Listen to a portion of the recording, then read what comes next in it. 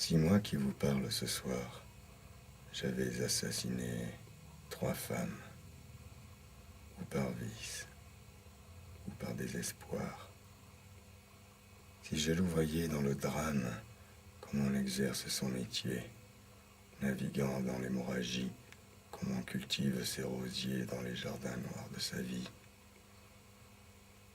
si je cachais dans un grenier, dans une villa de province, au fond d'une malle d'osier, des scies, des tenailles et des pinces, avec lesquelles, chaque nuit, j'irais disséquer mes victimes, si je n'accomplissais mes crimes que pour mieux tuer mon ennui,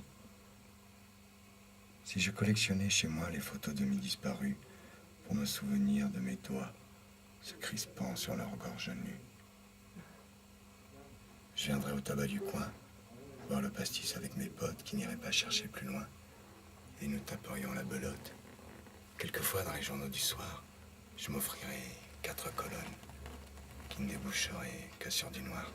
La piste n'étant pas bonne, vous évoqueriez devant moi la mémoire des plus grands sadiques.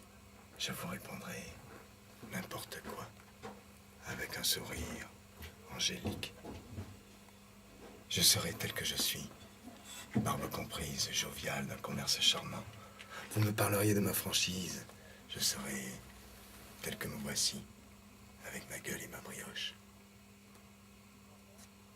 Mais où suis-je allé cette nuit, qui s'évanouit à mon approche? Parmi les assassins rentrés qui ne tueront jamais personne, certains s'éveillent en secret.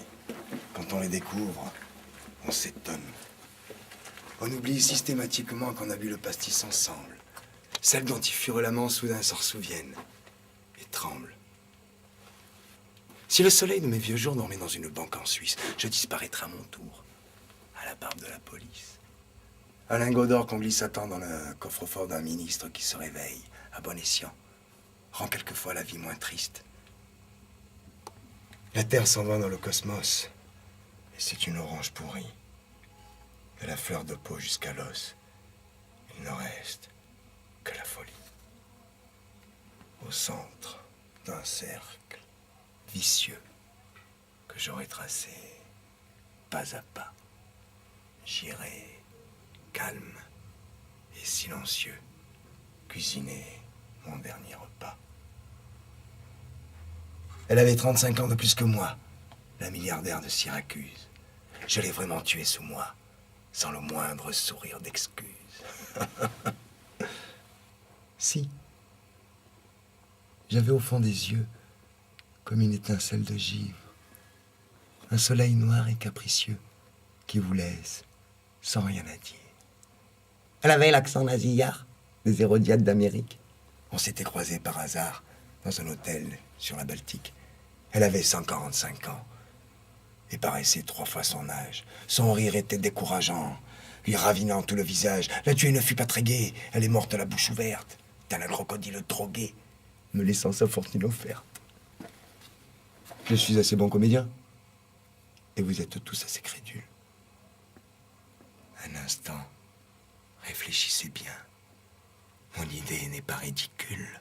Si moi qui vous parle ce soir, j'avais assassiné 3 femmes, lequel de vous prétend savoir ce qui dort au fond de mon âme? La seconde adorait la mer. Étant de vieille souche anglaise, j'allais lui réciter des vers le soir, au bord de la falaise. 15 jours d'un très beau mois d'août.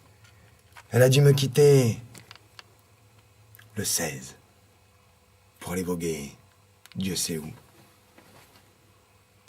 Elle était haute, la falaise.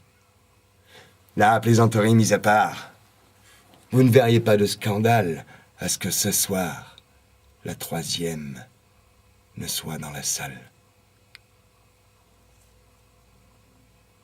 Continuez de ne rien savoir. Et serait-ce vraiment un drame si moi qui vous parle ce soir, j'avais vraiment tué 3 femmes?